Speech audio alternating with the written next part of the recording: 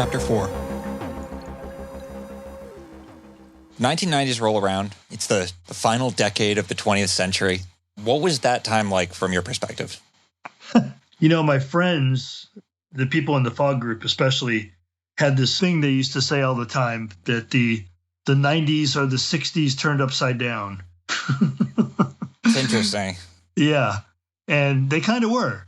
There was like a lot of stuff starting to happen in the early 90s that was reminiscent of the counterculture movement of the 60s with its own, unique 20th century bend on it. Yeah, yeah. So there was a lot of stuff happening at that point. Like the rave culture had just be really at the time it was called the house movement, but it became the rave culture. Yeah, that was starting to happen. Terrence McKenna was starting to gain momentum with his whole rap, which kind of spun out of control towards the end, but at least this was the beginning. Yeah, and you gotta love him. Oh yeah. He was an amazing rock on tour. He was a great bard. He was a great storyteller. Like he had all the like everything was cool.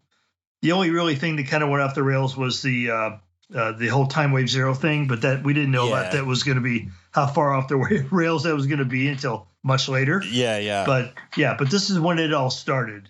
Yeah, that's interesting. It is kind of like an inversion. Like you've got it's the post-Reagan kind of like the reaction to the Reagan version of conservatism versus the 1960s reaction to like the Cold War, post-war era conservatism. And you've got that. You've got the first Daddy Bush in office, like Reagan. After Reagan, you got George Bush Sr. The president's the CIA. What is this? Exactly. Yeah, exactly.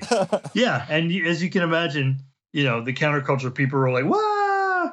And so but the people my age, which were up until then basically the punk rock generation. Sure.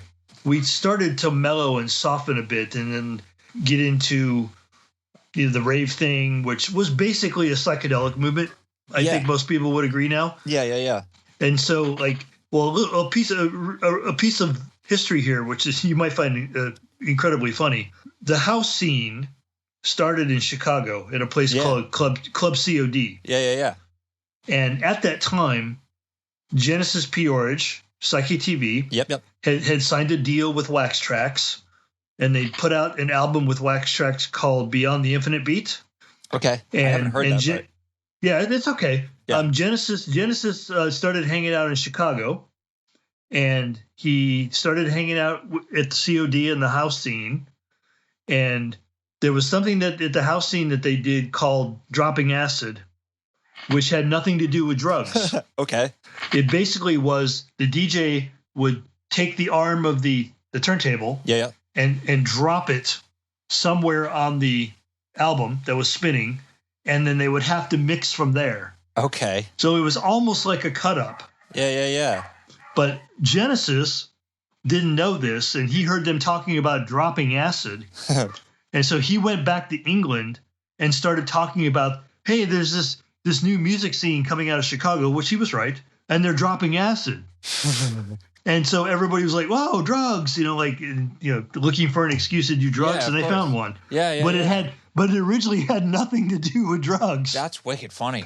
Yeah, which was hilarious. Well, now I'm wondering if that has anything to do with the acid house or whatever. I guess acid jazz is also. No, that's where it started. That's where that started. Yeah. Okay. Yeah. So the acid house came from a term that they use called dropping acid in house music, which was just dropping the needle on the record. Yeah. Instead of placing it and then spinning it backwards, how you do when you're doing a DJ thing, you put the needle on the record and you spin it back to right where you want it to start. Yeah. And then you start up the spin. They would do this thing where they would go boom and have to take it from there, which was kind of jazzy. They're jump in wherever you land. It had an element of Dada, cut up, surrealism, all of that woven into it, but it had absolutely nothing to do with drugs. That's incredible. Or actually had nothing to do with psychedelics. I mean, there was drug use going on at the club. I know that because I used to go to COD. And then Wax Trax was one of the first ones to put out a house record. So they put out something by a DJ that went under the pseudonym of Boris Badernoff. Okay.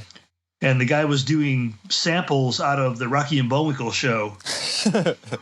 And so it was like this, hey, Rocky. And Hell like yeah. all this. Yeah. And it was like, yeah, that was one of the first house records. And it came out on Wax Tracks. So Genesis like jumps into the middle of this being, you know, who he was. Yeah. And like gets like in the middle of it, but like picks up on something that gets misinterpreted. And then he goes back to England and misinterprets it to them. And then the whole thing turns into the scene, which then comes back to the United States. It's in San Francisco. All these English DJs are coming over from England and playing San Francisco and bringing with them this acid house, acid jazz, like all this stuff that morphed in England. And then it, like, I think it got coupled with the traveler culture there. The people that lived in the traveler trailers. And yeah, so like turned into this whole thing. And then it came back to the Bay Area. And then we started seeing it in Santa Cruz around 89. Like Mr. Floppy's Fractal Funhouse like showed up and started doing like house stuff, but it was really called rave stuff at that time. Yeah. And then I started doing this. So like, yeah, but it was weird how it got misinterpreted.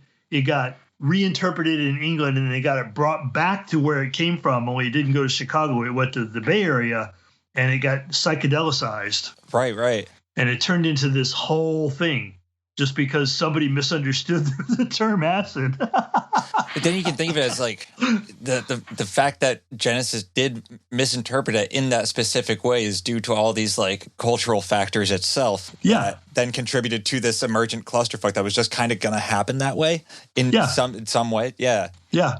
Yeah. So it came back to where it came back to the home of psychedelia, right, which is the Bay Area of California. And it got amplified where like then because at the time MDMA was available. Yeah. It wasn't like widely available, but it was like kind of underground. Like I could get it, but like most people could not get it, but like I could get it. Right, but the stuff we were getting was like pharmaceutical grade MDMA coming out of I think it was coming out of somewhere in Northern Europe. I can't remember exactly where. And I know the person that was bringing it over. I'm not going to say their name, but it was somebody who was a psychologist that was bringing it over, and we had a direct connection to the fog group to this person. And so we were getting like this pharmaceutical grade MDMA. Hell yeah.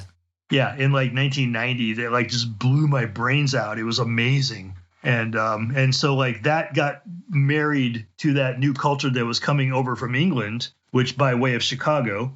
And then everybody was like, it's the new psychedelic movement. The 60s and the 90s, the 60s turned upside down. It like all turned into this resurgence of the 60s. Yeah.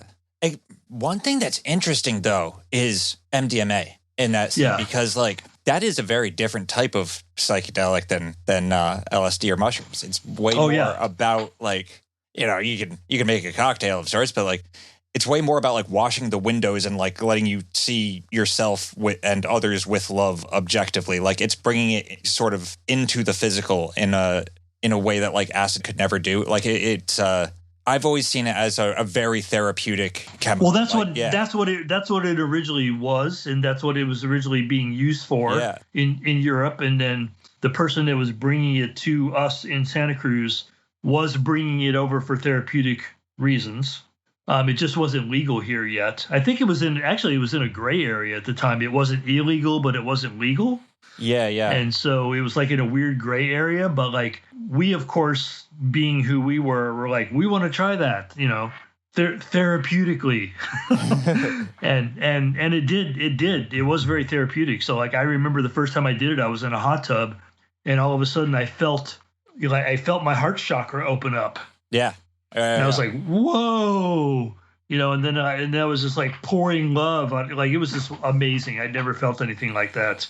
Yeah, and you never will again off that chemical, and that's the funny thing about it. There's that first time of magic with it. Yeah, it never was that good again, and it also like the quality started to kind of go downhill because it was being made in Texas, I think, where it was coming out of at the time. So, yeah. The underground stuff was coming out of Texas, and it just like but I'm glad I got the first dose therapeutic dose that was pure pharmaceutical, clean, strong, and it blew my head open. And I'm like, okay, like this stuff is good. Yeah, this is like useful. Yeah, incredibly useful, and it's interesting, especially like right next to the internet and shit. Which like I think it, like didn't like Leary say that, maybe he's misquoted, but like saying that LSD was the 60s, like the new psychedelic is the internet. No, he did say that. Yeah.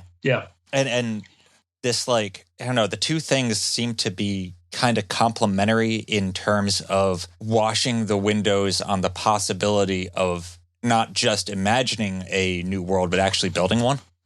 We definitely thought this was what we were up to, for sure. Yeah.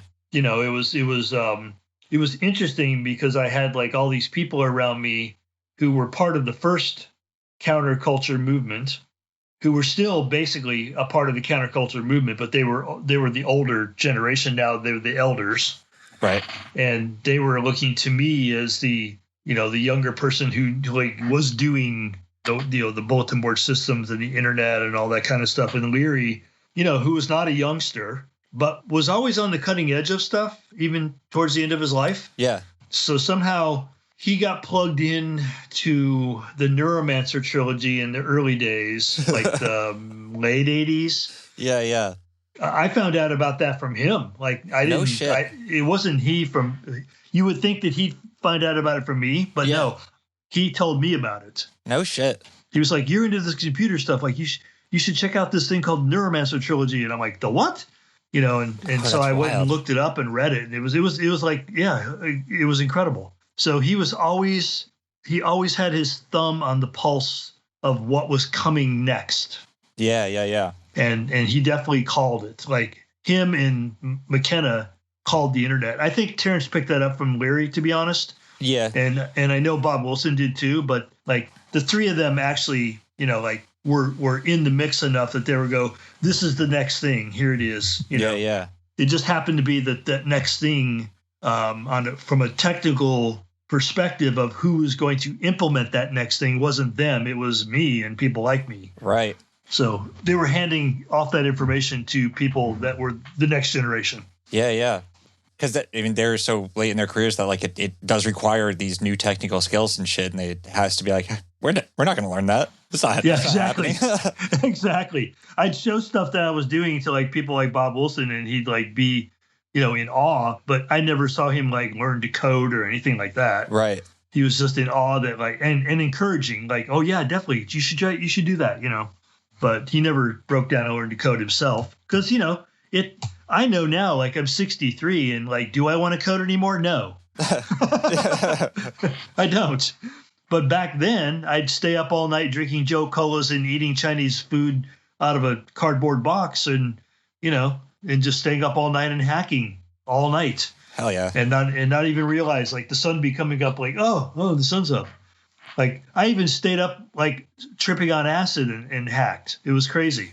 Jesus Christ, what was that like? That was interesting. And when the next day after I took a break and went to sleep and I woke back up and I looked at the code, I'm like, what the fuck was I thinking? Yeah. It's like, why didn't I just write this like as one line to do this one thing? Instead, I'm doing these curly cues to get there. Like, it's like my mind was like, what can I do with the code? Instead of like, how can I get to where I'm, I wasn't being elegant, as they say in hacking. Right, I was like, I was being superfluous with my code. It's like, I can do these loops and make it still do the same thing. Like, and it was novel and fun and all that, but it was useless. Like, right. it ran, but I'm like, why would I do it that way? Yeah. It's just an interesting activity to engage in that headspace. It was a great exercise when you were that high to like sit and think about all these novel things that you could do. And quite frankly, I'm going to be nicer to myself than I had been just then. There were some routines, the subroutines that came out of it that were actually kind of unique and novel. Word, cool. That I kept. But overall, the thing that I constructed when I was high, I was like, what is this, a Rube Goldberg machine? I'm just trying to get from here to here. I'm inventing a maze where it doesn't exist. Exactly. Yeah. And just because I could. Right, exactly. For the fun of solving a maze that wasn't there, so you put it there because it's a fun thing to do. Yeah, I built an infinite game in my head because I was flying high on 500 micrograms of LSD-25. Jesus so, you Christ. know, that's what happens. That is what I would expect. So that's the kind of stuff that was going on in the early 90s. One of the things that happened in the early 90s that was pretty unique, Ralph Abraham, who, you know, we talked about. Yeah, the Chaos Math. Yep. And his friend Paul Lee, who's a guy who out of Harvard is a comparative religion person. Okay. So Ralph and Paul got together, and oddly enough, they formed an interest in John Dee. Okay. And so let me tell you how they got there. Yeah. Ralph found out about John Dee in studying the history of mathematics. Okay. John Dee is the proto-mathematician. Yeah. Because when Dee was around, there was no such thing as formal mathematics. It was actually still considered magic at the time. There wasn't any formal mathematics and sciences until Newton chaired the first chair of mathematics much later. Right. So Dee is playing with all these things that were to be called mathematics later, but at this time they were called magic. And so he was doing things like, and a lot of people don't know this about Dee, he was Elizabeth's court astrologer to Elizabeth I. He was an astronomer, an astrologer, an occultist, an alchemist. He translated from the formal Latin into the Vulgate. He was the first person to do that. Yeah. He had one of the largest libraries in England at his manor in Mortlake. Mm-hmm. He had things in that library that are still to this day.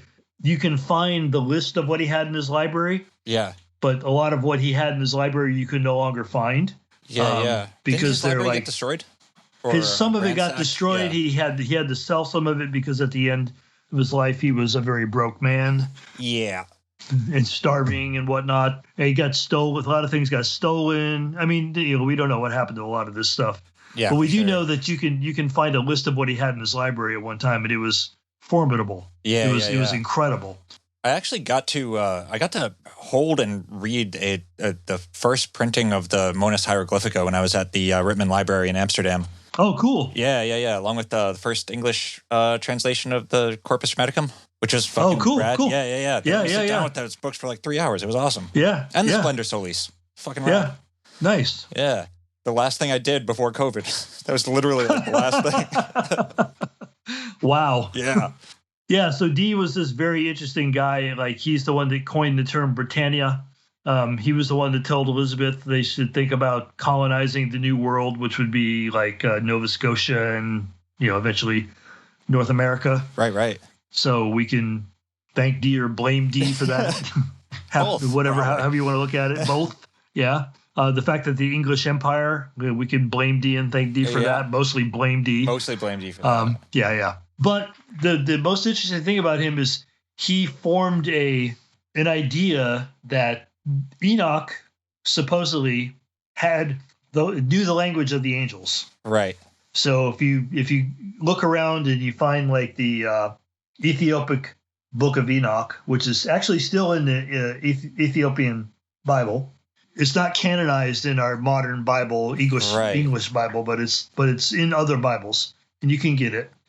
Enoch knew the language of the angels, and Dee was just, possessed with the idea of talking to the angels and learning the language of the angels. We don't really know exactly what the full scope of his plan was for that. Right. But we do know that he met this guy named Edward Kelly, who was an alchemist and a bit of a scoundrel. Yeah. Who apparently was missing his ears because he had them cut off for being caught as a thief, and among other things. And I think he gambled and he used to drink and get in fights in taverns and all these things. But he was also supposedly a gifted scryer. Yeah. So Dee came up with these mathematical, complex rituals of conjuration to contact the angels. They made contact with an angelic entity called Medimi. Right. And they started taking notation from Medimi who was teaching them the language of the angels. Yes. Now, do I think D was talking to a literal emissary of Yod-He Vav-He? Probably not. Right. I know because I've done Enochian. I've conjured some of the things that D was after. I've had conversations with those entities, and they didn't sound like angels to me. I don't mean they sound like demons. I just meant like they didn't sound like Christian angels, Judeo-Christian angels. Right. They sounded like entities of another sort that are identifiable. If you've read like Passport to Magoni about Valais and other things like that, then you know that there are these. Mactones, my late friend Mactones called them cryptoterrestrials. I think Keel called them ultra-terrestrials, I think he called them. John Keel. Yeah. So it's the other. Right. As Valais has identified them, the Fae, the Virgin Mary, et cetera, et cetera, et cetera. Yeah. It's like there's this. The Jinn are quickly becoming my favorite way to think about it. Yeah. The Jinn are definitely one of them. There's these intelligences that have been around forever. Right. That when they make contact with humans, they take on a guise that the human will understand. Yes. So they don't want to, I think they don't want to confuse the human too much. They definitely don't want to trigger some fight or flight syndrome in the human. So like they take on a guise that like will probably not trigger fight or flight with the human and say like, here's a thing that you're familiar with. Here's, let me put this mask on. See, I'm that. Right. It's like playing with a kid. Yeah. Like a little kid, you like, oh, I'm this thing, so you don't scare the kid. Right. And so that's how they treat us. So I mean, whatever this is. Yeah, because like the question I've always had with that, because Enochian has such a reputation in magical circles. It's like that's the big guns. You know what I mean? Yeah. And like, is it the same thing, or is there a qualitative difference between like the entities that come when you call them in an Enochian sense, or versus just like the No. Okay. I think it's the same. It's the same entities that come, but here's what the Enochian's good for. It's extremely complex. It takes a long time to do an opening of a watchtower, for example. There's a lot of chanting and walking in circles. So there's a lot of putting yourself in a hypnotic state, basically. Yeah. So it gets you to that point. You're using all this artifice that basically is Judeo-Christian. Sure. So you're using you're calling all these angels, and you're calling these hierarchies, and you're calling these the magical quadrants, which are you're dealing with elements and directions of the earth. You're dealing with what Joseph Campbell called the sphere, which is the thing like if you stand on the plane and look around and look up and look over. Basically, all around you, there's the ground, and then there's a sphere above you. Right. And then there's directions within that sphere, and that's the sphere that you work in with magic. You're working in that sphere. Yeah. And so you're calling all these things and bringing yourself into the state.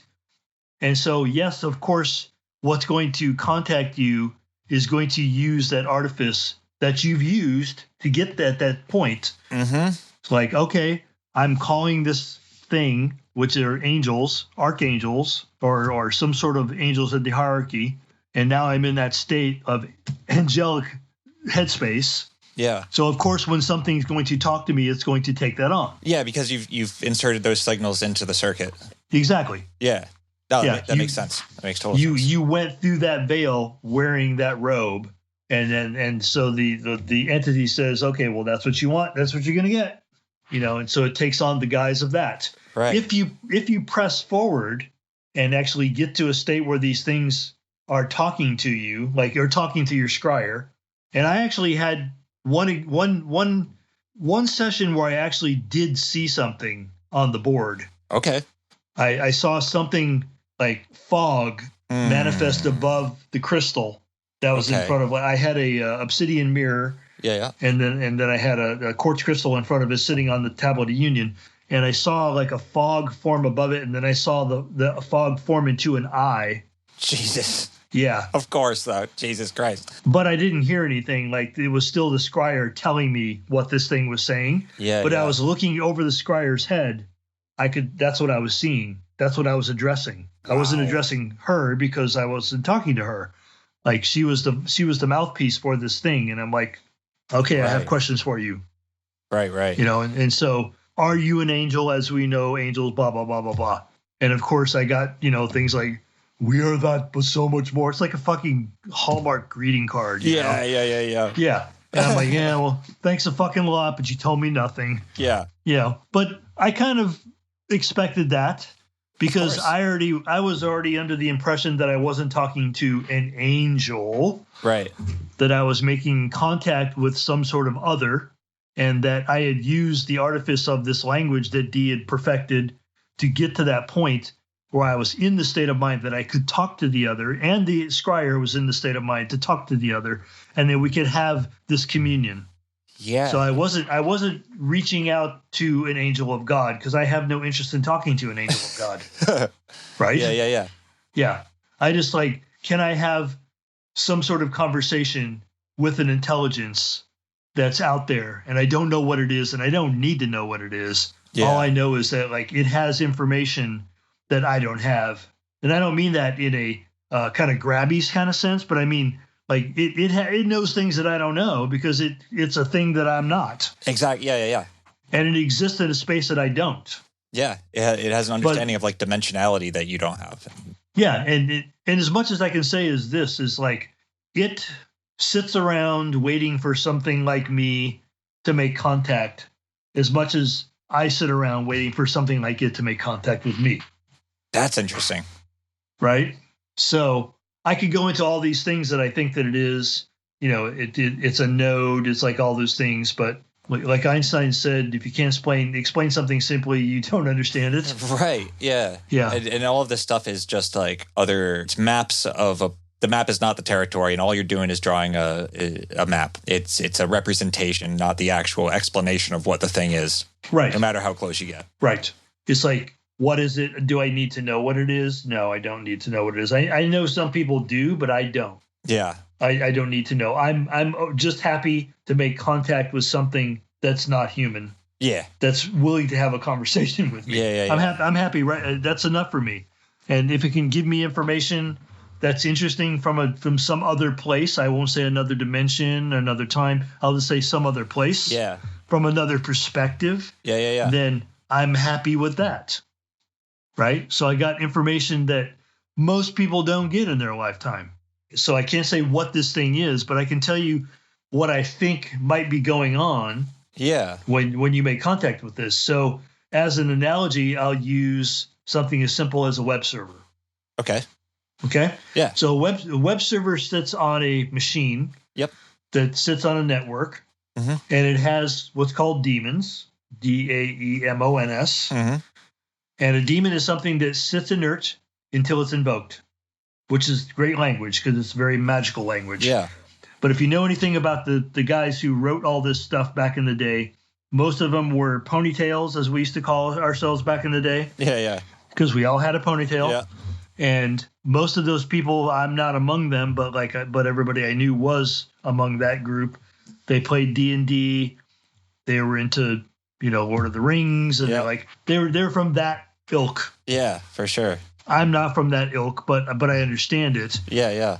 And so like all the things they named, like invocations and demons and all that kind of stuff, was very tongue in cheek, but it also fit.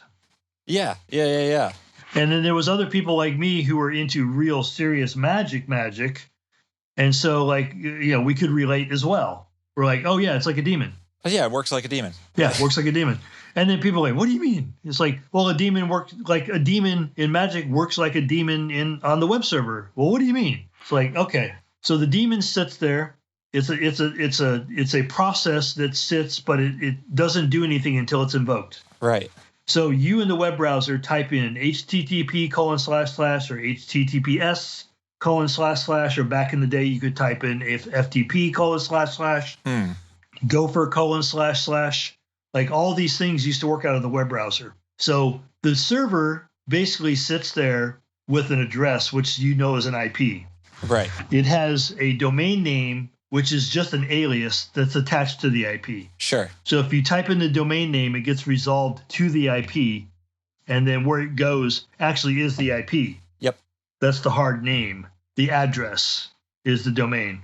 Yeah. And the domain name is just another thing that points back to that endpoint. It's an alias. It gets resolved. Like the alias gets resolved into an IP. Right. So the machine actually exists on the network as an IP. That's how we know what it is and where it is at any given time. So you type in http:// and then you would type in foo.com. Sure. You know, the name of the server, which gets resolved to 127.0.0.1. It's on your own machine. It's just a little joke there. And used to be :append 8080. So what you don't have to do that anymore, but you used to have to do that. Now it just automatically gets resolved. So if you type in http:// domain.com, what happens is it resolves to the IP :8080. Okay. Or 80 or like whatever the person who configured the web server wants to make that port. Yeah. That is serving the web service. That's where the daemon lives. And you could make that literally, like you could hard code that to be anything, but there's standards. Yeah. And so everybody just says like, well, we do 80 or 8080. Yeah. That way everybody knows where the port is. So you do that, and now these days what happens is it just like automatically resolves the 8080, and you don't have to put that in there because every web server knows that's where it's going. Yeah. But back in the very early days, you had to like specify that. Right. You had to say domainname.com:port. Yeah. And so the port was where the web server lived, because you could put your FTP server on a 2020 port, which most people did. You could put your Gopher on a 7070 port, like all these things. The different ports on the web server was where that daemon for that service lived. Right. So you invoke that. Yep. You send the string, which is everything that you've typed into the browser bar. Yeah. That string gets sent to the server. It says, give me /foo.htm. Sure. Yeah. So give me this server and this page. Right. Or this file on this server. And then the server comes back, the daemon pops to life, and it says, I'm going to give you, and it gives you. Yeah. It can get more complex than that. You can say post, you can do all these different things. Right. Where you're talking to like a CGI, that's where you would do a post and a get, and all these different things you can do to it, a put. But like basically you're going to a server, you're invoking the daemon. The daemon is something that allows you to do things and get things from somewhere else remotely. The daemon responds to the invocation that has been given with what's been requested of them. So requested of it. I'm sorry. Yeah. So that's what I mean. It works like, so if you know anything about magic, the way a daemon works is a daemon is not like the Christianized version of the daemon is not the daemon in magic. Yeah. The daemon in magic is a process that does have a personality for the time that it's awake, but it basically only responds to what it's being asked to do if it's being asked properly. Right. If it's being asked improperly, or if you send a ill-formed string to a web server, you get a broken response, a 404 or nothing. Right. So a daemon will do the same thing. If you send a daemon in magic, a string, an invocation, and it's improperly done, you're going to get a really bad response or no response. Yeah.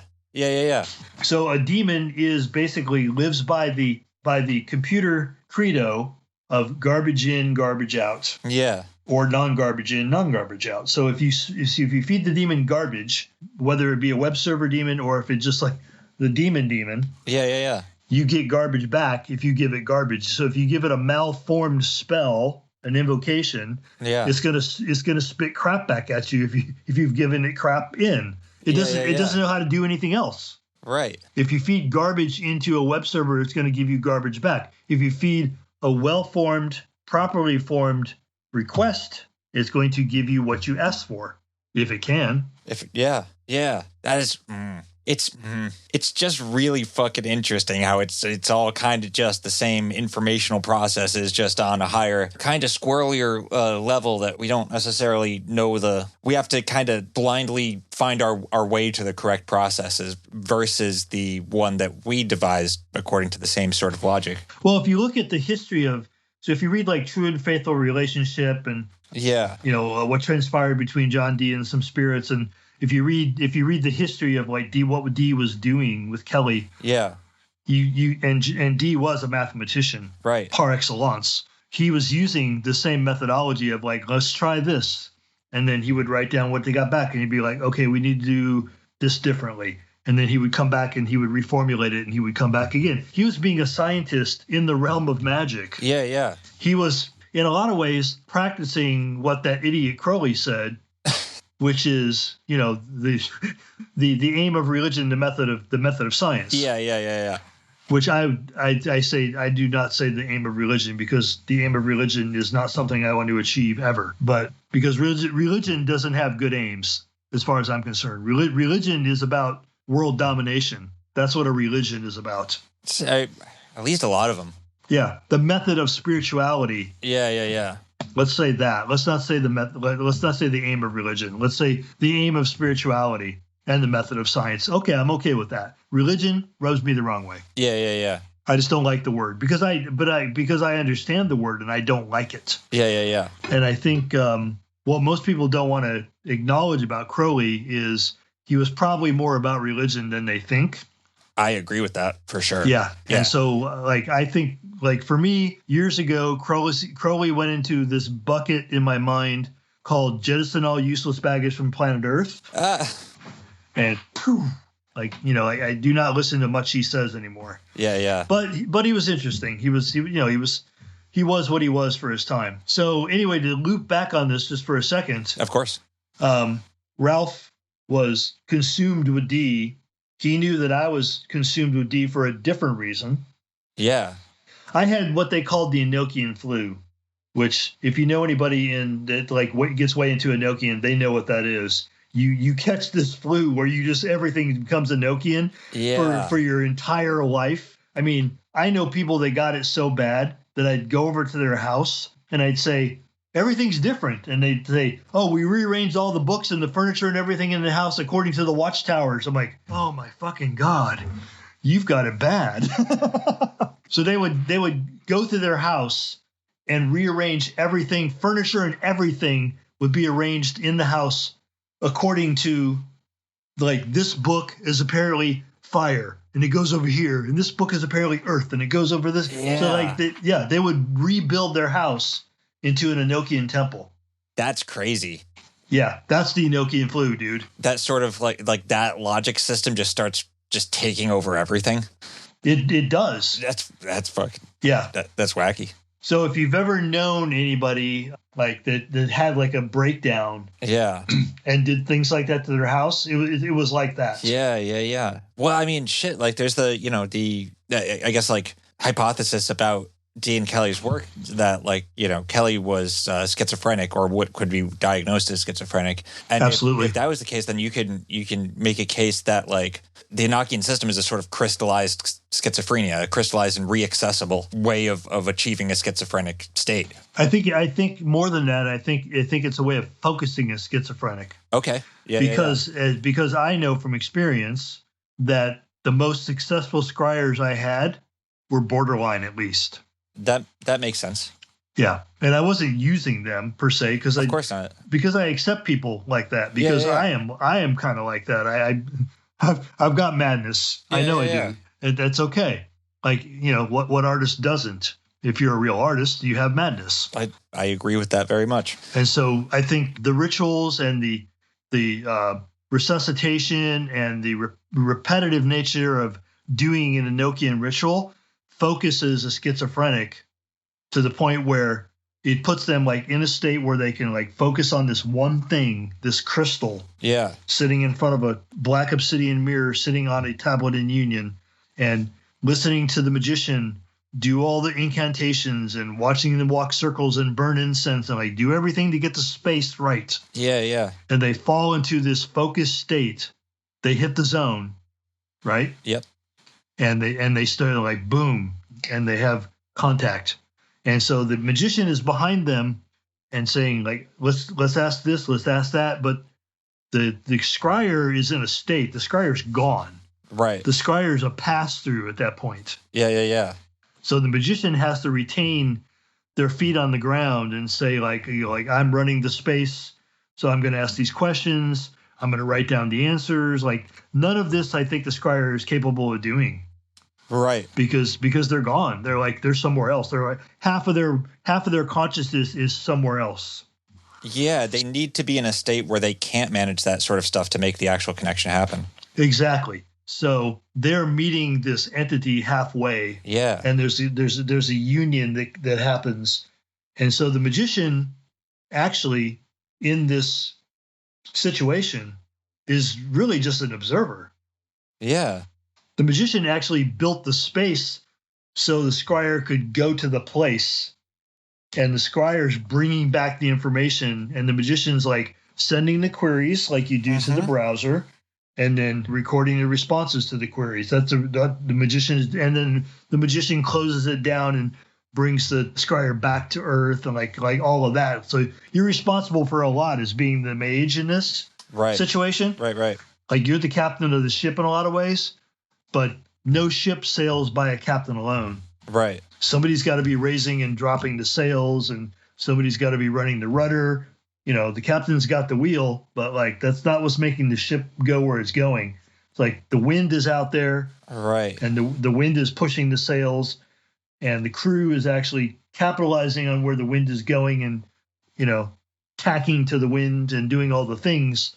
So the wind is half responsible for where the ship is going, and the crew is responsible for the ship is going, and the captain's overseeing it all as the process,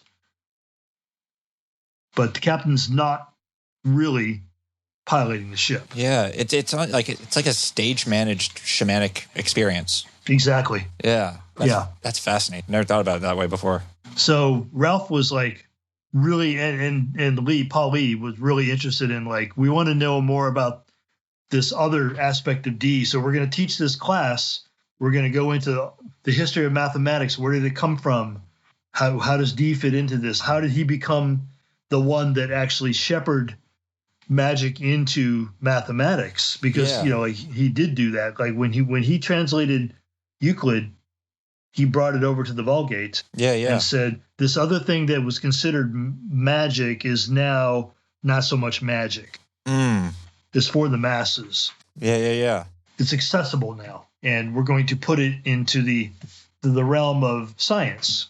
And Dee was the perfect person to do that because he had a foot in both worlds. Yeah. He's still crazy enough to be talking to angels. Right. Going on a wild goose chase. But he's still brilliant enough to be doing things like the Modus Hieroglyphica. Yeah. And translating Euclid and even knowing what Euclid was. Right. Yeah, exactly. Yeah. So fascinating character. There was a person who wrote a bunch of books on this, Francis Yates, Frances. Yep. Is that how you spell her first name? Yates, Yates. Yep. And she wrote a bunch of books about Giordano Bruno and like all of this. Yeah. What led up to? She even wrote a book on D. So like all of this stuff. I think it was the era of Elizabethan magic. So like it was all of this Renaissance to D, which was all this knowledge that came from the old world. Yeah. As far as we know, and crossed it over into the new world. First, it started with Pico della Mirandola. Yep. And getting all that stuff translated from the Greek and the Coptic and the Aramaic and the Hebrew and who knows, and bringing all this stuff into Europe and creating the Renaissance. Yeah. That time period's always just been so fucking fascinating to me. Well, I mean, you've got somebody like Cosimo de' Medici who has all the money in the world, literally. Yeah, he's at the time. Gangster ass fucking banker who's just like, no, go translate me that magic shit, son. And yeah. It's nuts. And I mean, Giordano Bruno too is like such an amazing character in the history of fucking like Western thought and shit. Like, yeah. And fucking John Dee, like all of this stuff sitting on the precipice of like what's about to happen, which is all this stuff now becomes accessible to Europeans. Yeah, and then you get like the Elizabethan like reign, and you get that's also like the birth of espionage. Yeah, that exact same time, like the dude literally wrote the book on espionage is fucking Elizabeth's fucking spy master and shit. Like it's crazy. What was his code name? Oh, D's was fucking was fucking 007. 007. Yeah, exactly. Yeah. This is all of this shit starts there. Yeah. It starts with D. Yeah. Well, it starts with the Renaissance, but it starts with D bringing this stuff forward. Like all the stuff that would later become accessible to more people in Europe was stuff that you could never find. Like 6 people on the planet might have a copy of this book. One of them was D. Right.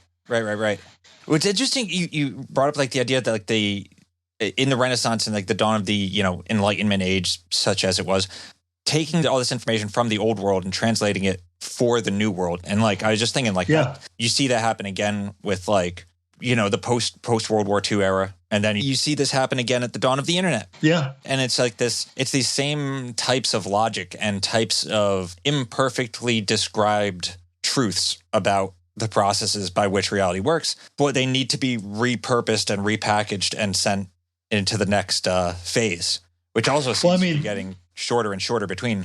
Yeah. Well, yeah. I mean, McKenna said that. He talked about the spirals of a fractal get tighter and tighter with the turns. And that's one of the things that we were obsessed with in the early days of the internet was getting all this print online. Yeah.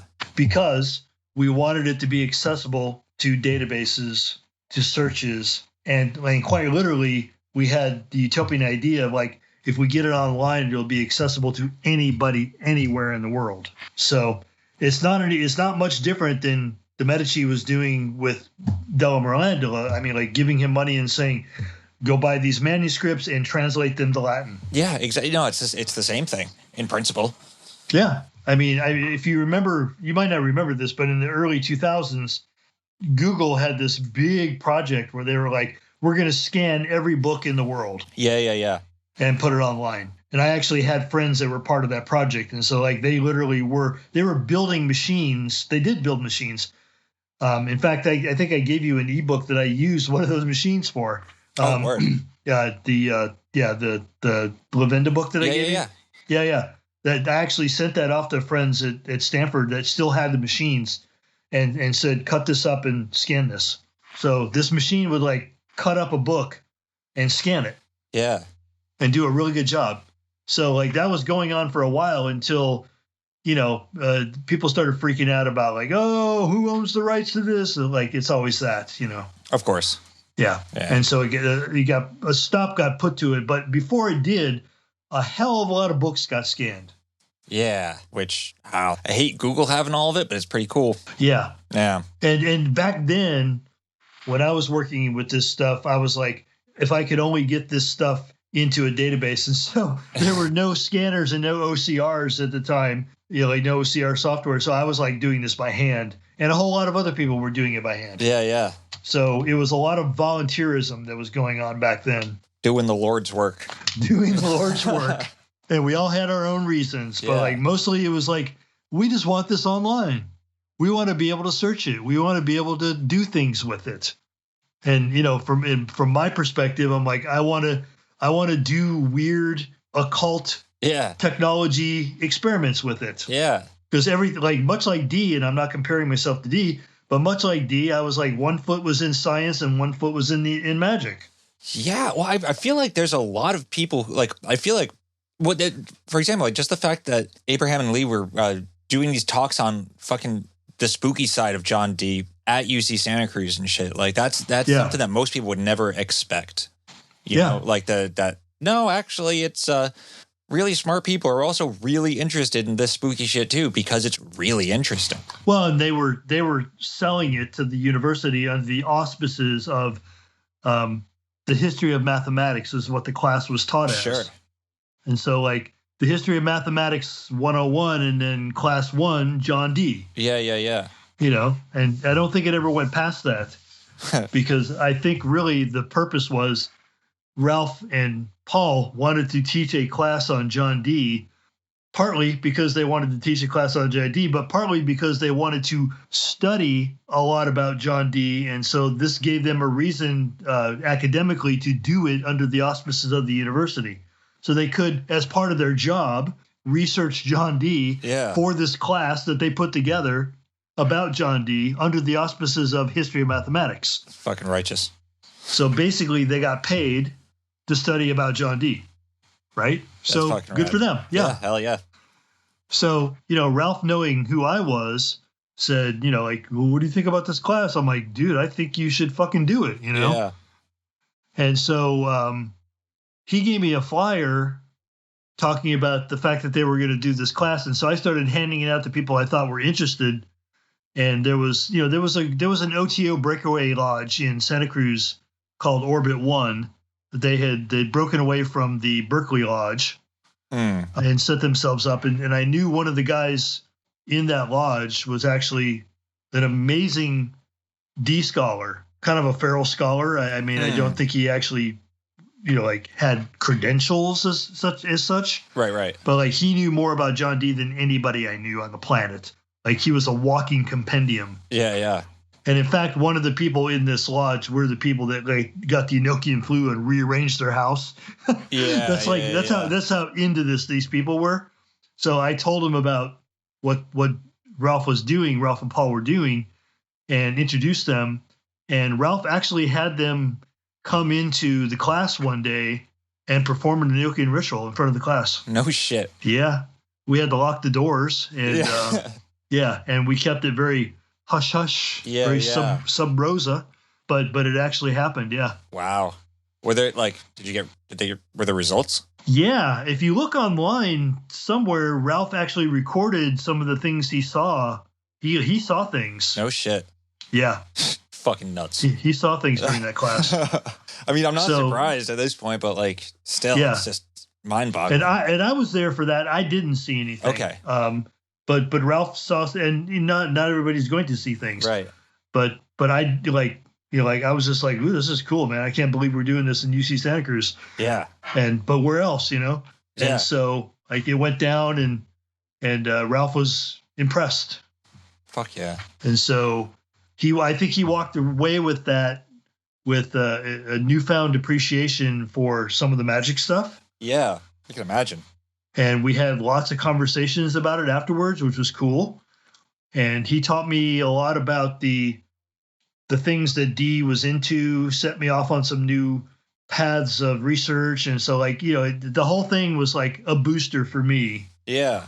Because I was already going through working with Enochian, and it turned me on to some new ideas that had to do with my work that I was doing with, for lack of a better term, information technology. Yeah. It gave me whole new areas of research to rope into that. What specifically did you get out of that, do you think?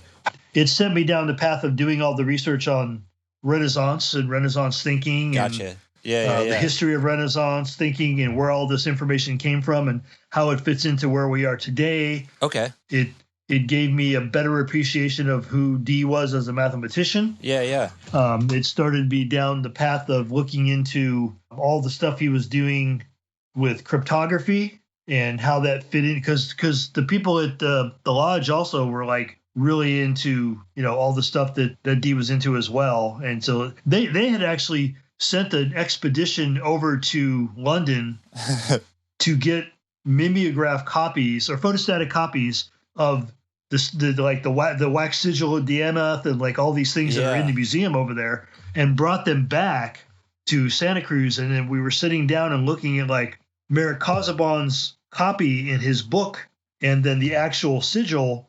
And we're like, hey, he didn't copy that correctly.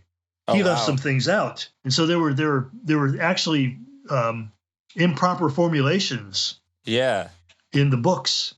And so we were like, well, did he do that on purpose? Right. And it seems like he probably did. Yeah. Is one of those blinds you hear all about. Yeah, exactly.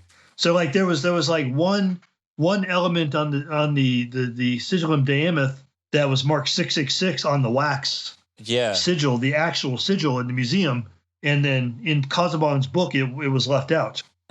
So he probably was either afraid of the church, or I think he was like probably on the side of the church, which is probably right. Well, like at the time, because there's like 666 is a really interesting number in terms of like the various associations it's had. Because I know that like a point, it's not even the right number, but yeah. Yeah. I mean, the real number was 616. Interesting. Yeah. Huh. From John the Revelator, John of Patmos. Okay, yeah, because like 666 wasn't that like a magic number for the sun? Yeah. Yeah. Yeah. The number of 616. Interesting. Which was for Nero. Yeah. Yeah. Well, that was the number of the beast, and somehow it got converted to 666, and now everybody thinks like, 666, the number of the beast. Yeah. It's not. You're actually just praising the sun, you fucks. Exactly. Yeah, which that makes sense. Yeah. The Egyptians, yeah. So yeah, it's like so, but they were frightened of 666. I think he was afraid to like put that in it, or he was afraid the church was going to come at him, or he was trying to sabotage anybody using it in the future. Right. Or both. Yeah. Yeah. So that's basically a thing that happened from this class where we were looking in depth at this stuff, and we were finding all these inconsistencies with like even the stuff that the Golden Dawn was using from the Enochian. Like, dude, that's wrong. Right. But they didn't know it. Right. But through this class, we discovered some things that were wrong, and so that was kind of cool. Did you get different results after correcting some of those? Yes. Okay. Interesting. Yeah. So that's what I can say about that. Was like the class was amazing. I learned like an amazing amount of things in that class that I didn't know. I think Ralph and Paul learned a lot that they didn't know, which was good. We all and the group from the Black Lodge of Santa Cruz, which if you ever heard of that thing, it was circulated the internet back in the day. Yeah. Called the Black Lodge of Santa Cruz. That was the group. Okay. From Santa Cruz that I was working with, and they really weren't a Black Lodge. Right. What was going on? I'm just going to tell you what was going on. What was going on is there was an amazing amount of drug abuse going on in that group. There was an amazing amount of paranoia that was going on because of the type of drug they were abusing. I will say no more. There was an amazing amount of paranoia that was going on because there was magic at play. Yeah. There were people that were probably should have undergone a couple more years of therapy before they undertook Enochian. Mm-hmm. So that was bleeding into it. So there was paranoia, drugs, and people that were not prepared. Yeah. That were going into realms that they were not ready for. And they were living together in this like apartment. Oh, that's a recipe for disaster, all of it. It was a fucking recipe for disaster. Yeah.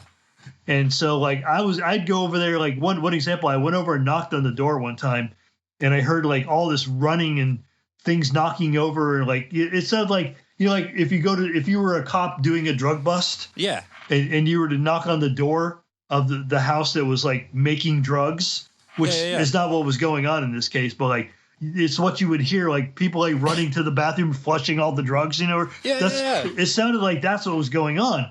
But then somebody answered the door. I don't remember who exactly, but somebody answered the door, and they kept the chain on, and they looked at the door, and they saw me. They knew me. Yeah. But they saw me, and they just like, do what thou wilt to behold the law. And I'm like, just standing there. I'm like, love is the law, love it or will. Oh my God. And then they like closed the door again, and then the door opened again, and there was somebody else, and that person like confronted me and said, when you knocked on the door, we were in the middle of this ritual, and all these demons burst loose, and like, dude, what are you bringing that shit over here for? I'm like, I'm not bringing anything over. I just came by to say hi. Fuck off. Yeah, Jesus fucking nerds. Christ. Jesus. Yeah, you fucking high nerds. What the fuck? And yeah, so that's the kind of weird shit that was going on. Yeah. I mean, that will result in a lot of weird shit. You know what it reminded me of? You know that those scenes in Scanner Darkly with Robert Downey Jr. and Woody Harrelson? Yeah. Yeah, it was like that. Yeah. Yeah, it was a bunch of paranoid people feeding off each other's paranoia. Yeah. And doing magic when they shouldn't have been because they weren't in the state. Yeah. And doing drugs, which didn't help because they weren't doing the right drugs. Right. Yeah. And so it was like all this weird paranoia and fear and jealousy and like all this shit going on. Yeah, just like a fucking pressure cooker of it. And then on top of it, there was like people sleeping with other people's wives and of course, as Thelemites, they're supposed to be okay with that, but they weren't, you know? And so like it was all this weird shit, all this weird fucking energy. Yep. Sounds about right. Yeah. I mean, that's why I don't fuck with groups. You know what I mean? Me too. Yeah. Best not to. I don't have a low tolerance for fucking other people's bullshit. So that class finally like came to a head and it finished and that was good. And like, but the drama carried on with this group and like, if you read the Black Lodge of Santa Cruz, like one of the people whose name I really know, I'm not going to say, I think he used the name Sater when he wrote this. He like, one of the guys slept with his wife, basically. That's what happened. Yeah. Yeah. And it broke his heart. Yeah. And, and he wasn't quite the Thelemite that he thought he was. Many such cases. Yeah, exactly. So like you're either okay with polyamory or you're not. Yeah. And I don't care which it is. Like if you're not, that's cool. Right. That's fine. That's who you are. Find somebody that wants to be with you. You be with them. Good on all of you. Exactly. Right? Yeah. And I've been both in my life. I've been polyamorous and I've been monogamous. Like, I can do both. Depends on who I'm with. Yeah. I am a squarely monogamous person, and I know that about myself at this point. It's just like, that's just how it is. And dude, live how you want. Just never in any way force it on other people. Don't tell other people how to be. Exactly. That's the like, real Thelemic thing, or at least it should be, Yeah, but it's not. But it's not, it should be. It should be. So anybody, is somebody who's been both monogamous and polyamorous in my life. I've been both. I've been happily both at different times with different people. Sure. And like it has to do with who you're with. Like if you're with a couple of people and everybody's doing it the correct way, which is everybody knows about everybody else. Yeah. Polyamory is fine. If there's no jealousy. Yeah. It's fine. If jealousy starts to creep in, you need to stop being polyamorous. Yeah. Yeah. Period. And like it sounds like these fuckers are just like, and a lot of magicians in general, they're trying to be fucking cool kids about it because they think that's how they're supposed to be. And exactly. Yeah. And everybody was in their late 20s, so that tracks. Yeah, it was a shit show, is what it was.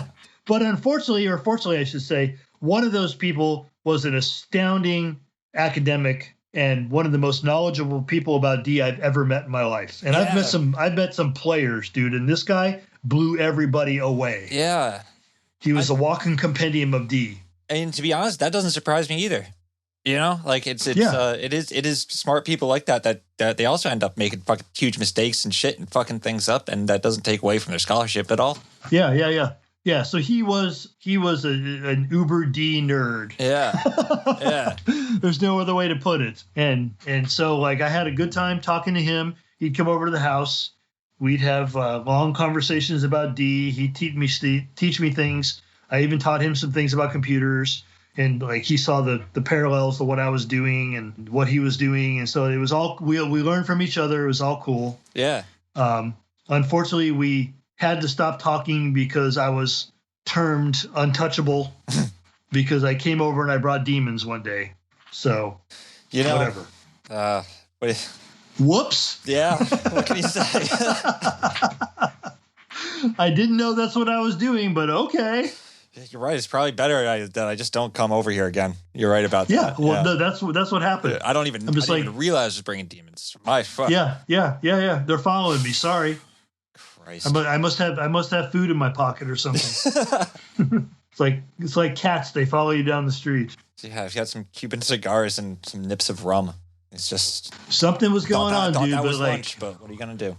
Yeah. Well, as it turned out, again, to break this down to reality. Right. The reality was there was a person over there in that group who was telling people that I was conjuring against them. Oh, yeah, that'll do it too. but I wasn't. Right. But as it turned out, what he had against me was, at the time I was monogamous and he wanted to sleep with my girlfriend. Yeah. Again, many such cases. Jesus fucking Christ. What a Yeah. fucking So asshole. I had to become the bad dickhead. guy. That's ridiculous. Yeah. Yeah. And I found this out because somebody who knew told me, like, a couple years later. Yeah. Who was, like, in the midst of all this, who had broken away and, like, come to their senses. She was like, you know what that was about? I'm like, no. She's like, God. So who wanted to sleep with your girlfriend? I'm like, oh, yeah, I kind of guessed that. Like, I could tell he had a crush on her. So that's really what it's about. Is he was trying to ostracize me from the scene just to, like, for whatever reason, to get rid of me. I don't know. Yeah.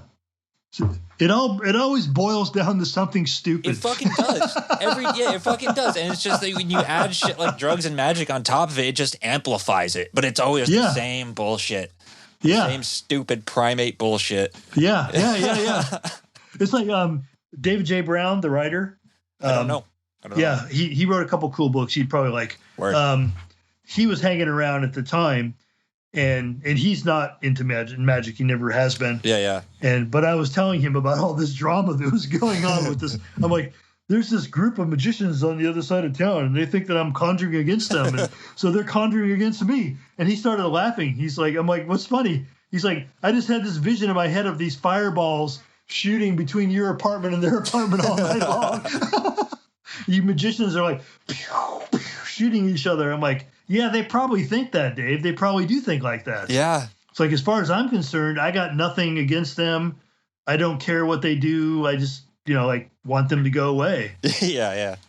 Really, they kept going on and on for a while about it, where they were telling people, like, that I was conjuring against them and sending demons to their house. And, like, the reason they were, like, one of the reasons that the lodge was breaking up is because I was sending bad vibes over there. And yeah, so I'm like, I'm just going to stay away because clearly they're having a meltdown over there and I don't want to contribute any more than I already have, not even meaning to. Yeah. So, but yeah, David J. Brown got a big kick out of that. He's like, you guys just sitting there shooting fireballs across Santa Cruz at each other. I mean, it's really fucking funny. It is. Because I wasn't doing anything. Of course. Yeah. I mean, it reminds me of like Jimmy Page, like giving fucking David Bowie a jar of his own piss just to be like, listen, David, I'm not casting spells on you. In fact, if you think I ever am, like, you have got like a lot of my bodily material, you can do it back. Like, here you go, man. Yeah. So that's the weird shit that goes on. I mean, yeah, it's a lot less I don't know, highfalutin than most wizards always want to be. Exactly. So that being said, the class was phenomenal. Hell yeah, I got a lot out of it. I think a lot of people got a lot out of it. Yeah. I know Ralph and Paul got a lot out of it. Even to some extent, some of the people in the lodge got some things out of it. What they did with it, I don't know. And I think years later that Black Lodge of Santa Cruz came out, and I'm like, oh, I know who this is. I know what this is about, but I just kind of, kept it to myself. Yeah, for sure. I am gonna say it. That's what was going on with that scene. It was drugs. It was drugs and jealousy and that just mania. Makes sense. People living on top of each other because it was like a 1-bedroom apartment where fuck, like 5 or 6 people were crashing. Ugh. Yeah. Yeah. Again, recipe for disaster. Yeah. What the fuck are you gonna do? Yeah. So we've all been there. So anyway, in the meantime, Bob Wilson and Arlen showed up for good in Santa Cruz, and they moved in. And I like picked up the kind of the full-time job of being his driver. Interesting. I had done that like on and off, but now he's there and I'm driving him. And also Nina Gerboy published her book and she was making appearances in different places. So she was older and had problems seeing. So I became her driver. Yeah. So I was spending a lot of time driving people all over the place. Yeah, I imagine talking about a lot of crazy shit. Yeah, having great conversations, but also one of the things that came with that was when I would accompany them to their appearances, I kind of had to be a bodyguard. Yeah, for in sure. a way, for because sure. some people that showed up were not completely in this world. Yeah. You know what I mean? Yeah. There were some people that would try to force their way into a conversation that either Nina or Bob did not want to have. Yeah. And I can understand why. And so I intercede and like get them into a conversation about whatever it was they wanted to talk about. Yeah. And they were happy, like that somebody would listen to them, and they kept saying, "Well, I want to talk to Nina. I want to talk to Bob." I'd be like, "Well, that'll happen in a second here. Talk to me first." I basically give them a kind of like give them emotion. Yep. And they could like sneak out the back door or sneak out the stairway or something. Yeah. I basically stand between them and Bob and Nina. Yeah. Sometimes, sure. like a few times, it was both of them, and just like kind of run interference. Yeah. Zone coverage. Right, which is necessary a lot of times. Yeah. Unfortunately, but in doing that, Bob asked me one day if I'd like to accompany him to Esalen for the weekend, and I'm like, "Fuck yeah!" Okay. Like, why wouldn't I? I don't know if you've ever seen Esalen, but it's an amazing complex. I've seen pictures of it. Yeah. So it sits on a cliffside overlooking the Monterey Bay. Yeah. It's got natural hot spring fed hot tubs built into the cliffs. Yeah. Jesus Christ. So you go down these stairs carved into the cliffs, and you like go into these natural hot tubs. Wow. And so on the way there, which was like a 90-minute drive, I think. Yeah. And I just told the whole story to somebody who's writing a book about this, so that I think will be out next year, he said. But nonetheless, we'll talk about it here. Yeah. We started talking about LARPs, and I didn't know he was even into that. But then he told me that he ran an Illuminati-based LARP in the 70s. Okay. The late 70s, I think, or mid-70s. Also, there's another book coming out by Gabriel Kennedy. Oh, okay. Yeah. Yeah, writing this biography or wrote this biography of Wilson, which I've read. Yeah. And I wrote a jacket board for it. He actually found out a lot about this. So, like, Bob wrote this Illuminatus-based LARP that he used to run. And so, like, he started talking to me about that. And I'm like, well, I'm working on this idea for this living book thing. Yeah. And we started talking in the car. And he's like, okay, perfect. He's like, you're perfect. Like, this is what I want to do this weekend. And so he like laid it out, like what he wanted to do. And I said, well, this is what I'm doing. And I said, we traded ideas. And so he's like, well, I want you to, like, nowadays we call it a puppet master, in the ARG world. But basically he wanted me to like be a plant. Right. At Esalen. So people had paid for a weekend where they would see some lectures by him and just like spend the weekend at Esalen, like eating and doing yoga and sitting in a hot tub. And like, I think like he did a lecture in the morning and a lecture at night for 2 days. Yeah. And so he said, we're going to have all the people that attend this. And it was a lot of people are going to be the participants in this game. And I'm going to have you kind of running the game behind the scenes, but you can't tell anybody you're working with me. So they're going to think you're just somebody who's attending this thing. And then we will check in the morning and night, like, like out of the eyes, like away from the eyes of the participants. Yeah. We'll like meet we had adjoining rooms. And so we would meet at night and we would talk about what was going on. And we ran this LARP at Esalen. And in running this with him, I said, this is absolutely what I was trying to do, something like this. Yeah. And so it gave me more ideas. What, like, did you guys, inform the participants that they were playing a game, or did you just like fucking run? Yeah. Okay. No. No, we did not do a psyop on them. What was it like? What was the Illuminatus LARP plotline? Well, that's the great thing is it didn't have one. Okay. So the plotline was you had different groups, which are all from the book. Yeah. You had the Discordians, the Assassins, For like sure. you had like the Illuminati. You had all these people, and so there was different things you could do as a member of these different groups, and we would take you aside and tell you were a member of a group, and you would not necessarily tell anybody else you were a member of what group. Everybody knew there were groups, but nobody knew who was in what group. unless somebody was to approach you and say, I'm from such and such a group, and we'd like to join with your group to do an op. Yeah. And so there was a couple of things, and again, this was a long time ago, so I don't remember every specific. Yeah. But I remember that there was assassins. Right. And the assassins had these kill chits, these pieces of paper that they could walk up and hand to you. Yeah. And you were dead. Okay. You were assassinated. And then you were off the board. Yeah. And when I saw that happen, I would approach them when they were by themselves, and I'd say, follow me. And they'd follow me, and we'd go to Bob's room where Bob was sitting. Yeah. And we'd take him in, and we'd say, we're going to resurrect you. And we're going to be a member of the Illuminati. Oh, wow. And you're going to work for us. Oh, my God.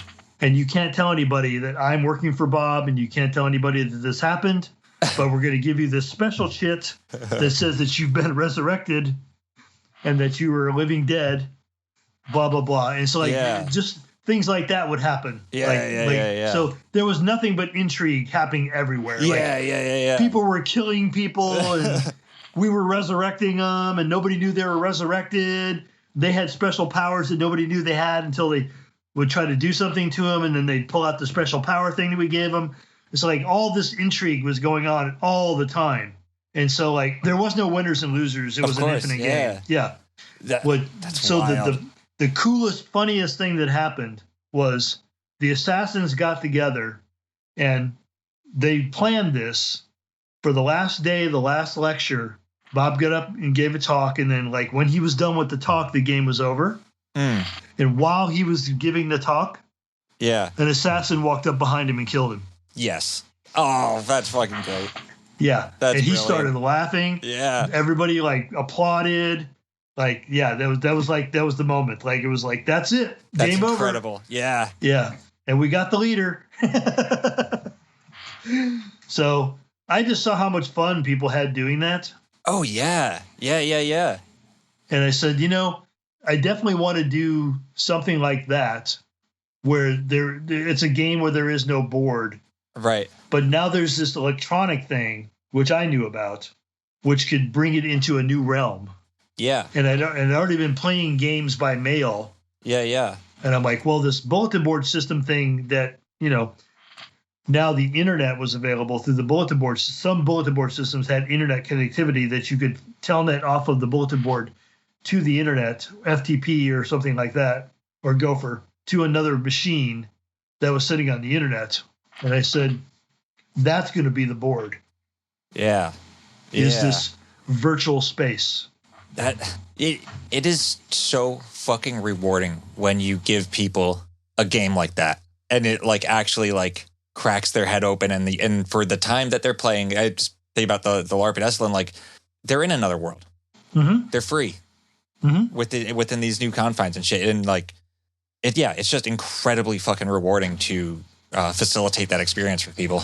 So I can definitely understand the impulse. And then what if, you could make the globe spanning, non-spatial dimension the actual playing field? Yeah, of course, that's the next question to ask. Yeah. And so I was playing around with this concept, and again, I was working with this very rudimentary idea of the meta machine, which was again still using paper and boards and dice and little spinner things that I built, and all these different oracular systems. Yeah. And I'm like, can this thing actually write a story? Yeah. Because Burroughs used it to write a book. Or several. Did he? No shit. Well, yeah, Naked Lunch was mostly cut-ups. Okay. Yeah, I didn't realize that. That's fucking wild. Yeah, and then I think the 2 or 3 novels after that were very heavily leaned on cut-ups. Yeah.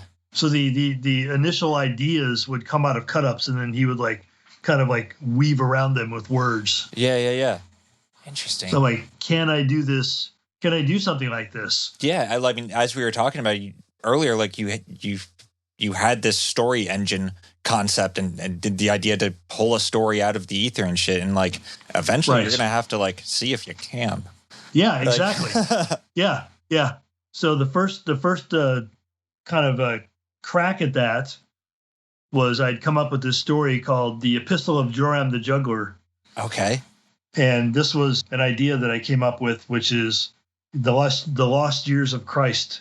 Okay. We pretty much don't know what happened to, Yeshua ben Yosef. Yeah. Jesus of Nazareth. What happened between the ages of 13 and 32. Right. He just goes off the map.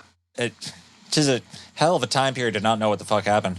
Yeah, exactly. Well, very, very formative for sure, right? And so I had this idea. I've been doing a lot of research in the history of circuses, and there was a circus going around at that time in Rome. All right. And so there was a guy named Macus, which was a clown, and he said what Rome was doing to the circus was a travesty because it was removing all the humor and fun. Yeah. Because they started to do the bread circuses. Yeah. Yeah. And he said the amazing paucity of comedy in the modern bread and circus is, an affront to the memory of the actual circus. Yeah. And so I said, okay, Rome was occupying Palestine at the time. Yep. Jesus went missing. Yep. What would a 13-year-old boy do? Run away and join the circus. Yeah. And what would he learn there? How to perform miracles. Right. Yeah. How to turn water into wine. Yeah. How to walk on water. How to perform his greatest magic trick of all, to appear to have died, be sealed up in a tomb, and arise in 3 days. Yeah. Oh, that's brilliant. So I wrote this story using cut-up method. Yeah. About this guy named Joram, who was a juggler in the circus with Jesus, who followed him when he became whatever he became. When he got 12 followers and he was wandering around Galilee, and like Joram was following him around and writing this story about Jesus got caught in this, in this political intrigue. Yeah. Where the Romans were looking at this guy and going, "You look like a revolutionary, dude. we this does not look good for you." And so he got set up. And so when he realized he was going to be set up, he went to Judas and he said, "Turn me in, and I'm going to perform the greatest magic trick of all, or I'm not." Right. Which is I'm going to be crucified. I'm going to make them think I'm dead. They're going to put me in the tomb, and I'm going to come back. He's going to do Houdini. Yeah. And so I wrote this out. And then I got it in front of a guy that I knew, that Larry, who had this show on KKUP, Cupertino, called Till Morning Comes. And I'd been on Larry's show a couple times, and I said, "Larry, this is what I'm doing. I'm going to talk about this manuscript that I found at the Vatican Library." Oh, man. And it's called The Epistle of Joram the Juggler, and it tells the story of Jesus being a child and running away and joining the circus and learning the magic tricks that he performed that became known as miracles. And Larry just kind of looked at me and he said, "This is real?" Oh, no. And I said, "Yeah." Yeah. And he let me go on the air. My God. And I took calls, and I did the whole, and I had my friend Jim went with me, and he pretended to be like a guy from the Vatican, and we played this whole thing out. And people called, and they were like, "How can I get my hands on this manuscript?" And so I had a P.O. box. Yeah. And I said, you send $2 to this P.O. box, and I will send you a Xerox copy of the manuscript. Yeah. And it was we really got for being a small local radio station, which probably covered 100 square miles. Yeah. But it was the Bay Area, so it was a lot of people.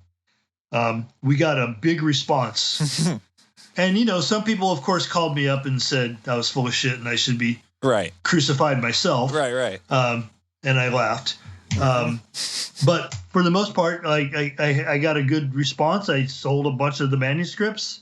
I basically shelved it and never did anything with it again. But it was basically a trial run. Yeah. It's how would people respond to something like this if I had this, manuscript thing that nobody else had, that was a mysterious manuscript. And so I went back to the Ong's Hat material and said to Nick and said to Peter, it's this trial run tells me that we can probably do something pretty big with this. Yeah. And I think I'm going to use the internet as the primary method of distribution on this. Yeah. And like at the time, I was cranking out the Xerox stuff pretty heavily, right, and leaving it anywhere that like I'd go to San Francisco for the weekend, and I'd just put it in all the record stores, and I'd put it in the comic shops, and I'd put it everywhere. Yeah. Any place that didn't run me off, I'd leave this thing. Yeah, Johnny Appleseed over here. Yeah, because like I said, I had a friend at the copy shop that was letting me basically. I'd buy reams of paper for like. There was a discount paper place that I would get the reams of paper, not very expensive at all, and I'd run the paper. So I didn't want to use his paper because I was afraid like his boss would be like, "Where the hell all the paper go?" Yeah. But he didn't know how many copies I was running, so like I'd sit there and run my own paper and just run like stacks of these things, and just come out with different ways of like, how can I get this in distribution? Put it in magazine racks. Put it in. I'd go to the newspaper machine where the weekly paper was, and I'd stick one in every copy of the weekly in the magazine or in the paper machine. Yeah, there was no place I wouldn't violate. That's fucking great. With this catalog. Like anywhere. That's amazing. And so I kind of like had put this together and kind of made a booklet out of it. Yeah. And I had different people doing it as like other people got into the game as it were. Yeah. And the game was how many copies of this thing can we get and what can we monitor in the way of response? Right. Will people wander up to you at a party at Sound Photosynthesis and hand you a copy of the catalog that you had distributed and tell you, I think this is something you'd be interested in? That's a win. Yeah. Yeah, that goes in the win column. And then you just kind of smile and go, absolutely, it looks like something I'd be interested in. Wow, this is really cool. Oh, cool. I think I have some of these books on my shelf. So, yeah, that's basically what we were doing. And I was thinking of like, okay, I think I'm going to ramp it up. Yeah, because it was probably fun as shit. Yeah, it was. It was a lot of fun. Yeah. And people that I knew were telling me about it. People were talking to me about it at parties, and I'm just like, listen to them. Like, this sounds like really interesting. And what is the name of this thing? You just never broke character. I just never broke character. Yeah. So it was fun. Yeah. It was interesting. And the whole time that there was one group of people that were distributing the paper, and then there was me that was distributing the digital. It was all me doing the digital. So I'm just like spending nights like putting this thing on bulletin board systems, any place that I could. Right.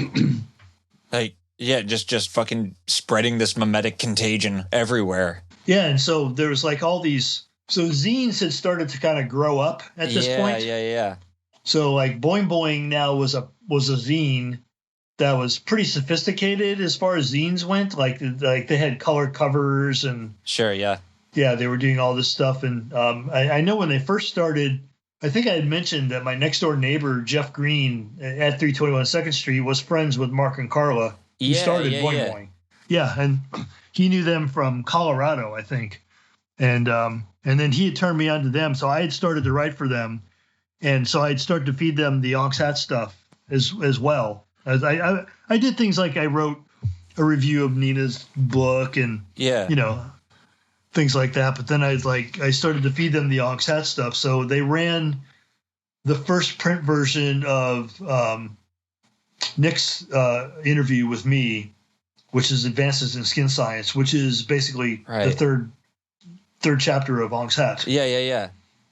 And so I ran that with them, and then I just started I basically just started doing this thing where like anything I could do to get it out to anywhere, which is like remailer systems, like sending out these mail lists that I've been earlier talking about. Yeah. And it's like all this stuff, like it's like any place that would take it, I would put it there because I had copies of this thing like all over my apartment, like boxes of this this thing that I built. Like the first 3 chapters eventually became 4.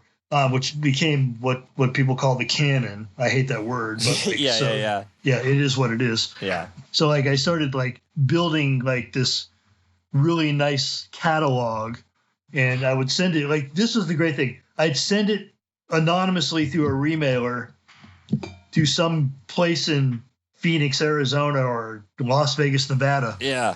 There was like a UFO catalog. Just anonymously sent it to him. And then I'd get that catalog back from the person, like, because I was already subscribed to the catalog. Right. The next quarter, I'd see that listed for $2 for sale in their catalog. So they were copying the copy I sent them. Yeah, yeah. And they were selling it in their catalog. And $2, I'm like, yeah, they're covering their cost and their printing, so whatever. Well, it grants it a level of legitimacy. Yeah. Like, now it's out of your hands. Now someone else is doing the work fucking for you and standing behind it on their own without even realizing what they're doing. Yeah. Yeah. Yeah. And I was just leaving this thing everywhere, dude. Like, anywhere I went, I always had copies of this thing in my car. Always. And no matter what, when I got out of the car, I always carried a backpack. I always had like 4, 5, 6, 10 copies of this thing in my backpack. Hell yeah. And no matter where I went, I Johnny Appleseed this shit all over the place. I'm thinking of like poor bastards like myself back then who were finding this thing and just trying desperately to figure it out. Like, because now, I mean, you know, if you're pretty handy with the Google, you can generally get to the bottom of a lot of things. Yeah. Nah, not with that. No, just so not back then. Not back then. You just have to walk around with knowledge of like what these fucking weird pineys might be up to. So yeah, I was just leaving this thing like any place I could leave it, sending it to anybody that I could send it to anonymously. Yeah. You know, so it kind of like it spiraled. And now, so like as you're saying earlier, like with using the meta machine to pull stories out, like what content in that, like the early canon of Ong's Hat was pulled out of the meta machine? Bits and pieces of a lot of it. Okay. Yeah. I probably don't remember exactly what pieces of everything because that was a long time ago. And you were also taking stuff that truly existed and stuff other people said and like. Exactly. Yeah. Yeah, and it was always a work in progress. Right. I really didn't nail it down until 1999. I said code freeze, you know? Yeah. But up until 1999, everything was a work in progress, always a work in progress. And so the meta machine at this point was almost acting as like a turbo booster versus the actual engine. It was a thing that was just putting some more fucking information in when you needed it and yeah. Well, I was feeding, of course, this information was all in the meta machine too. Right. I was using this as source material as well. And anything else I could get my hands on because, like I said, I had all this stuff that was pouring through my mail slot. Right. That was a result of me sending self-addressed stamped envelopes and $2 to like anything I would find that was weird, I'd send away for it. So you're just grabbing all of these streams and just like processing them and outputting another stream, which was Ong's Hat. Yeah. Fucking wild. So Joram the Juggler was like kind of a test case of like, if I build something like this and shoot it out to the world, what will the response be? And you know, limited test case obviously, but it came back with like overwhelmingly positive. Right. And even with the people that didn't believe me, it got a response. Right. It made them call me on the radio station and call me a fucking asshole. Right. You know? Like, it made them do that. At like 2:00 in the morning, it made them dial the phone just to insult me. Which then just amplifies the thing even more. Yeah. And then, you know, like in character, of course, I would be like, well, of course they don't want to hear the truth. Yeah. Because that's what you do when you're a conspiracy theorist, you know? That's the bit. That's what your script says you have to do. Oh, yeah. And I definitely was committed to the bit. So that's what was going on. And so I'm looking at like while I'm doing this, I also started to think about how can this kind of collage ideal be applied to like doing a live event. Yeah. And so I'd started to read about the history of Dada. Yeah. And I ran across a description of Hugo Ball's Cabaret Voltaire. Yeah. Which, you know, not the band. Right. That's where the band got their name. But the actual Cabaret Voltaire, which was like for lack of a better term, it was like this multidisciplinary live event thing that they used to do, which it was basically like painters would hang their paintings and people would read poetry and jugglers might be there and fire breathers, like all this, like just like menagerie of things going on. So like you would walk into this building, just be overcome with all this stuff to do. Yeah. And just like walk through these different environments. There's I bet this company that does like a lot of stage design for music festivals and shit. They have a spot or had at least maybe 5 years ago or so. They're like their studio at this converted mill, and they had very similar events where you just walk in and it's just like all of the artists who are part of this like doing their own thing. You got some dude talking about how he made these holographic pieces of art, and right next to did Krillian photography, right next to just music in one room and environment absolutely. Yeah. So there was a event space in Santa Cruz called the Loud Nelson Center. It might still be there as far as I know. Basically, I think it was a grade school at some point from the looks of it, the way it's laid out. Yeah. So the gymnasium and the stage, because like grade schools always had a stage in the gymnasium. Yeah, for putting on plays or whatever. Yep. So there was a gymnasium and a stage, and then attached to that was a wing, and off that wing there was like all these little rooms, which were probably classrooms. Yeah. And if you knew who to talk to at the city, which I knew people that knew who to talk. I didn't know who to talk to, but I knew people that did. I'm like, how can I get my hands on this thing for a night? Yeah. And they set it up, or I got it. Oh, that's cool. And I said, okay, I'm going to turn this thing into an event like Cabaret Voltaire, where every one of these little classrooms is going to be a different environment. Yeah. And then the main stage will be bands, and between the bands we will have a DJ, and we'll have lights. Basically we'll have a rave with like live events going on. That sounds fucking great. So I called it Interzone after the William S. Burroughs concept. Yeah. Because it's like Interzone was the idea of this city that was cosmopolitan and made up of very all different kinds of dispersed cultures.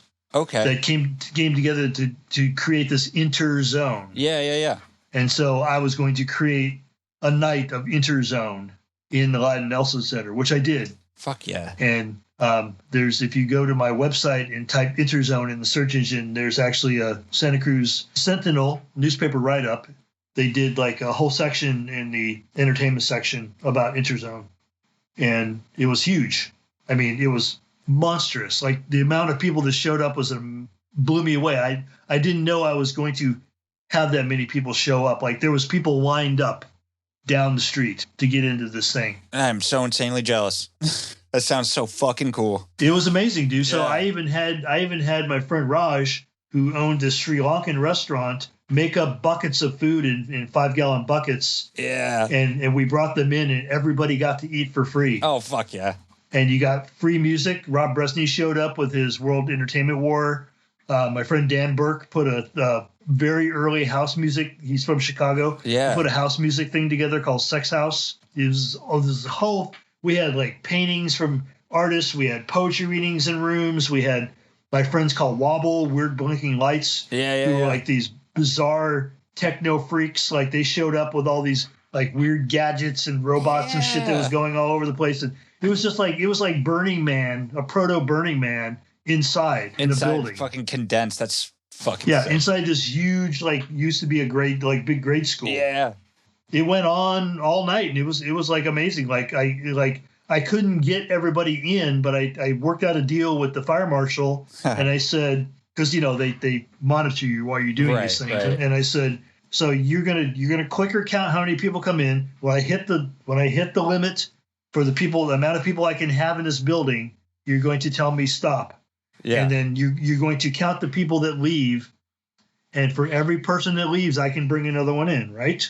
And he goes, okay, I'll do that for you. Hell yeah. He said, what are you going to do for me? I'm like, dude, I'm going to feed you. You're going to get free food. Like, we'll polish your shoes, whatever you want. Yeah. So like, we basically like treated him like like a young god. Right. Treated him well. And I had very, how would I say this? very appealing women. Mm-hmm. Yeah. Who kept him company. I mean, they didn't do anything sexual. They just like kept him company. They just hung out. They fed his ego. Yeah. There you go. Yeah. And so like they hung around and like made sure he was like entertained. Right. And again, nothing sexual was asked of them. They didn't do anything sexual. They just like basically just hung out and made him feel like important. He was having a good time. Important. Yeah. Like these girls kind of like me, I think. Whatever. Yeah. And I don't think they did, but whatever. Yeah. So anyway, we got what we wanted, and like I think I got like anybody that waited long enough got in. Yeah.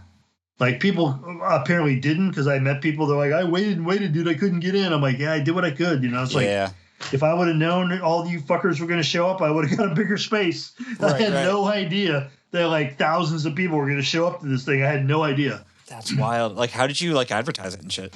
Well, the newspaper ran as a cover thing in the weekend entertainment section. Okay. Yeah. So I didn't have to. Yeah. Yeah. It literally, that's how I advertised it. I mean, I did posters. I did the punk rock thing. I did posters. I went around and posted all the polls, and the people I knew at like 5 different left of 90s radio stations, like, of course, announced it for me because I knew everybody in radio that was in the alternative radio space.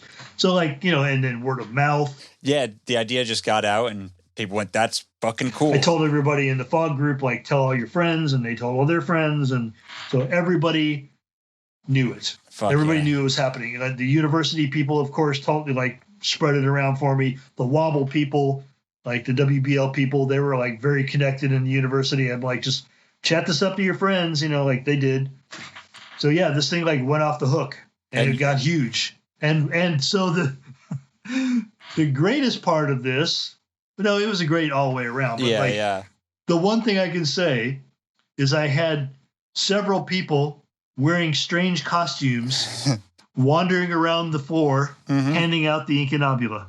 Of course. You got it. Yeah. Wearing fezzes and just like a strange person acting strange, just walk up to you, have one of these, brother, and then walk away. Fuck yeah. And I mean, so many people came up to me after that show, and they're like, who are those people handing this stuff out? I'm like, what are you talking about? I don't know. They gave me this thing. I'm like, God, I don't know. They weren't with us. Yeah, let me take a look at that. Well, this is cool. Yeah, well, my God, yeah. Wow. And so again, you had like another, small scale test case of creating a space for play to happen and for a new world to exist in. Yeah, I figured the two fit together. Yeah. Because the idea of doing the Cabaret Voltaire style thing, the Interzone, came from all the research I was doing into creating this virtual space that I was building in my head that I wanted the world to come play in. Yeah. And so, like, as a byproduct, basically, of the research I was doing, I ran across the concept of Hugo Ball's Cabaret Voltaire, and I fell in love with the idea. Yeah. And I'm like, I want something. I want to attend something like that. And since nobody's doing something like that, I'm just going to have to build it. And so I built it. Fuck yeah. And the success of it's probably got interpreted as more evidence that you should double down again. Of course. Yeah. And in my mind, the people that would attend something like this, because if you read the magazine or the newspaper article, I'm talking about Geisen and Burroughs and like all this stuff. Like, it sounds fucking insane. Yeah. But I'm like, if somebody read that article and they showed up to this thing, they're most likely the perfect person for this catalog. Exactly.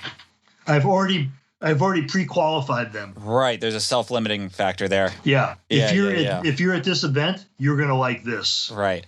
You're here to experience this physical space. Try it in the mental space too. So I basically gave them the ticket to the game. Right.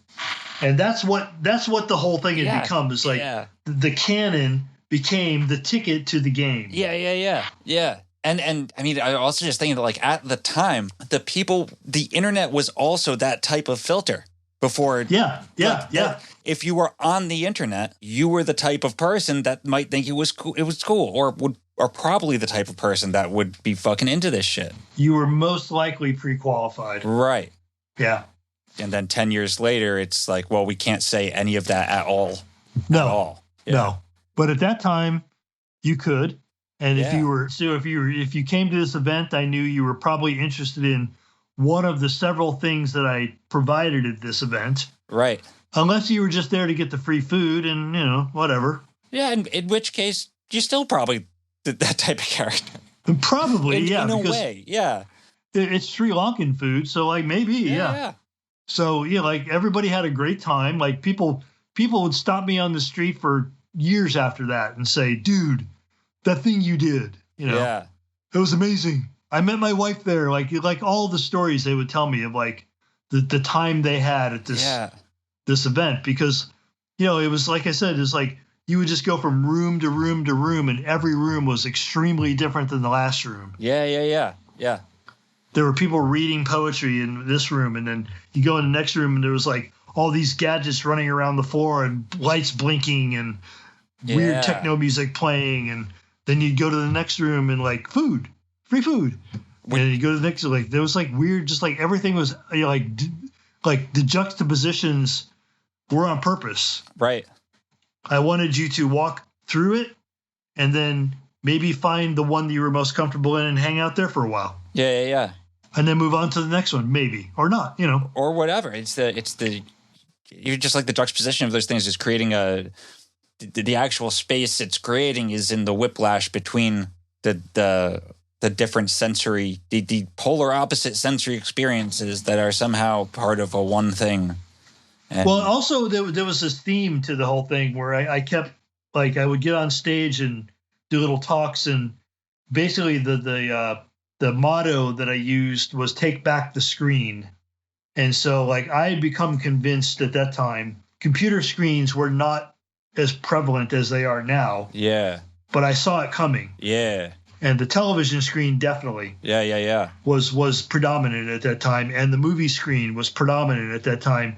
And so I was like, all our information comes to a screen, which we don't have control of anymore. Yeah.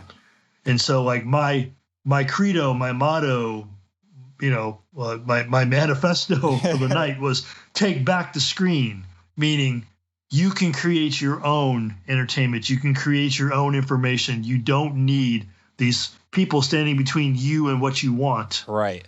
As arbitrators, like, take back the screen. Be your own screen. Yeah, fuck yeah. Fill your own screen. And that's why I had Bresny do his thing, because, like, we totally agreed on that. I hesitate to call it a band because it really was not just a band. It was a performance art band hybrid. Yeah. It was called World Entertainment War, and he was big on the whole take back the screen thing when I told him about it. Yeah, he was like, that's what we're all about. And I'm like, that's why I'm picking you, dude. Let's get on stage and give it a whirl. Hell yeah. So basically, like, the whole theme of the night was you don't have to settle for the crap you're being sold. Yeah. There's other stuff out there, and you can even create it. Yeah. That's what's up. That's so fun. So that was it. It was the Interzone.